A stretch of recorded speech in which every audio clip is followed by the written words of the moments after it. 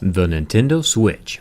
Mine's had a rough few days, and the violence isn't over just yet. It's time to take it apart and review the Switch from the inside. Remember, don't ever attempt this on your own device unless it's totally broken and you have no other options. I'll be linking all available repair parts in the video description, so let me know if you need something specific. Let's get started.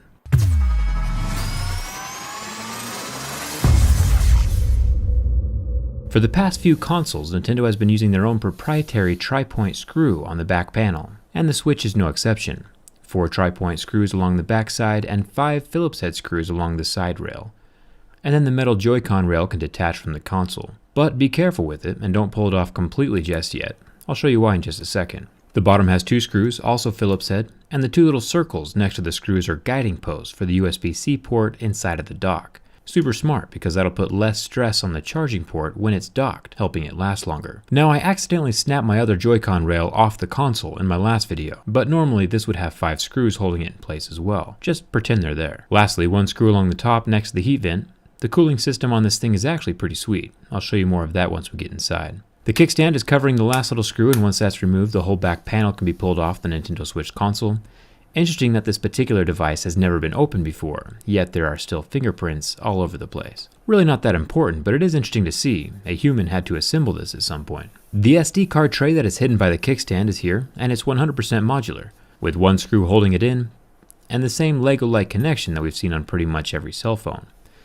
There are 6 more normal Phillips head screws along the inside of this back metal panel. Then you can remove the metal plate from the console. Now, this metal plate is interesting on 2 levels. One, it's got a series of foam pads along the back to keep the separation from the circuits and to keep vibrations to a minimum. And it's also got the largest glob of thermal paste that I've ever seen inside of a mobile unit. But it makes sense when we finally get a look at the size of this heat pipe. This heat pipe is used to wick away heat from the main processor, which is the hottest and hardest working component inside any computer or gaming system like this. So the heat goes in 2 directions. The first is through the large glob of thermal paste right into the large silver metal backing, and the second is through the copper heat pipe along the fan and spitting out the top of the device. I'll remove that heat pipe and look at that in just a second. I'll disconnect the battery first, which is smart practice anytime you work on anything electronic. I did warm up the screen for a second to try and soften the super strong adhesive under the battery, since this will probably be a repair people want to attempt in a few years when their own batteries start dying. This is normally not good for the battery and is actually pretty dangerous if you use a metal tool. I wish Nintendo would have used the magic adhesive pull tabs that we see in most cell phones these days. These pull tabs cost pennies to manufacture and make repairs so much easier and safer for repair guys like myself.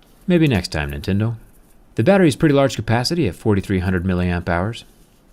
Remember how I said earlier to be gentle with these side rails? There's a small ribbon cable that goes to the main board, and this is what will be charging your Joy-Con controller. So if this breaks, so does the charger to your controller, and the controllers are kind of important. There are dual speakers at the bottom of the game system. These fire out through the holes below the front screen. And the USB-C port is here in the center, soldered onto the main board.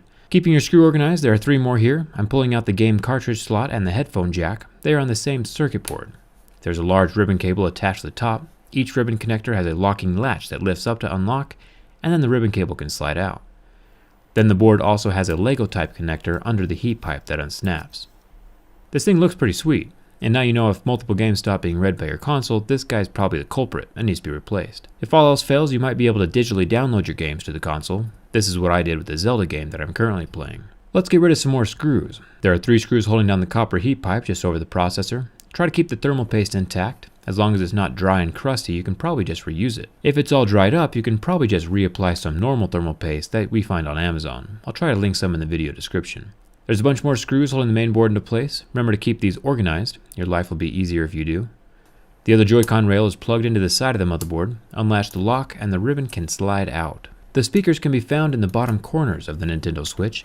And the interesting thing is that the speaker cone is made from the same rubber material that we saw inside the Apple AirPods. So while the Nintendo Switch itself is not waterproof, if any liquid accidentally falls into the speaker slots, the speakers themselves can survive. Nintendo did use quality speaker material. The water damage indicator is right here next to the corner of the battery, and then we release the large ribbon that sits right below where the cartridge used to be. And finally, the beastly heat pipe can be removed. This helps wick heat away from the processor. Without this, the system might overheat and turn off. If you remember, I used a thermal imaging camera on my LG G6 teardown to see if the heat pipes actually work, and they do. And this heat pipe is even bigger than the ones we've seen inside of other smartphones.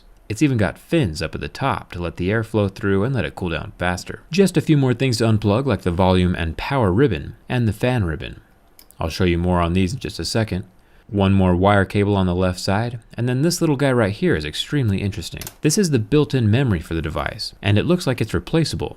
Normally, phones and tablets have their memory soldered directly onto the main board, and it looks like this system might be able to upgrade and hold more memory in the future. It'll be easy for Nintendo to start selling larger capacity switches because none of the board schematics would have to change if the memory is swappable like this.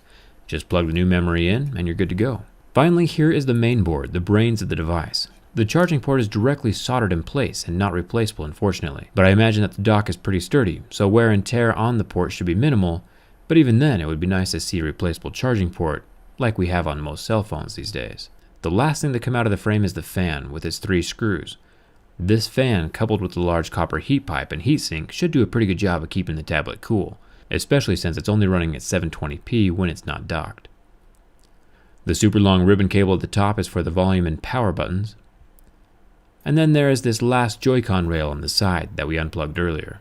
Now the screen. The exterior plastic layer and the LCD layer are not glued to each other like we see on most cell phones. They are actually independent components like on an iPad, but they are glued to the console itself. It has not been easy to find replacement parts for Nintendo products in the past, but if I do find replacement screens, they'll be linked in the video description.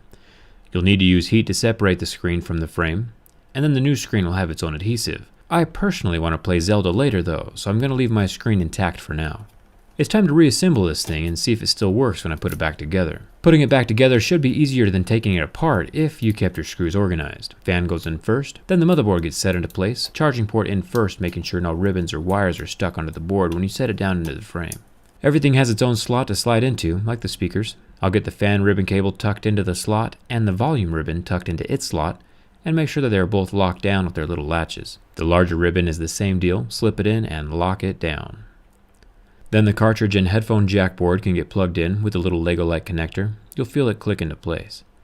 And the heat pipe gets set down grill side first, and the 3 screws hold it snug against the processor. Remember, if your thermal paste is super crusty, you might want to glob some new stuff on, if your console is overheating or something. Joy-Con rails get put into place and latched down. Make sure it has a good connection before latching it in place. Ribbon cable that plugs into the cartridge gets slipped in and latched down, and then the other Joy-Con rail gets lined up along the side, and the 2 ribbon cables at the bottom near the speaker get tucked into place. And latched down like the rest of them. Set down the black plastic bracket over the headphone jack, and then we can set the 4300 mAh battery back into place, and plug it in.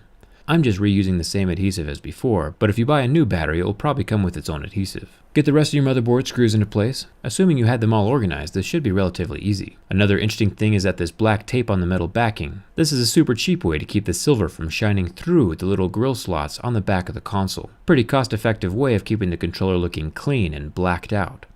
And a final screw next to the SD card slot. After you finish plugging that into the main board like a little Lego, and affixing the foam pad over the top of the connector. The foam pad will help it keep from accidentally disconnecting if it's ever dropped. The back plastics can fall into place at this point with 1 screw at the top of the console, 2 more screws at the bottom, and 5 screws on either side of the device. All these are your normal Phillips head screws. And lastly, 4 screws along the back with the little guy underneath the kickstand as well. And it looks like everything works. I can keep playing Zelda now. At least until I take apart the Joy-Con controllers to see how they work. This poor system has been through quite a lot and it keeps on chugging. I'm pretty impressed. My Instagram followers got to watch me stream this teardown live on Instagram. We just hung out and talked for about an hour as I took this thing apart for the video. Follow me over there if you want to jump in and chat during the next teardown. Thanks a ton for watching. I'll see you around.